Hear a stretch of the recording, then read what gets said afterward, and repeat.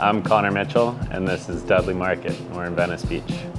Today we're gonna make a crudo with some locally caught Blackgill Rockfish. Gonna get a nice cut going, always about 1/5 of an inch, I would like to say. You could move it around until you have it absolutely perfect, but to us, that's not what crudo is really about. Always with crudo, we like to start with our oil, a little nice bold Arabicana oil from our buddies at California Olive Ranch.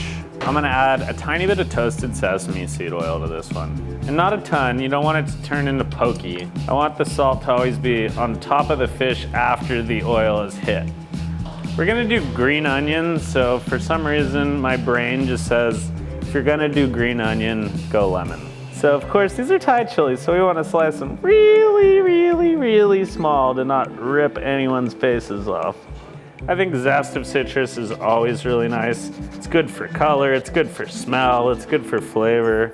Now I'm seeing this on the plate and I actually say, you know what? I've decided a little bit of dry chili is gonna be totally great on this. So I'll just sprinkle a few pieces of nice, super fine green onion on there.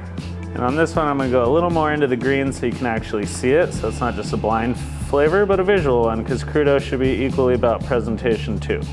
And I'm gonna leave it that simple and call that finished.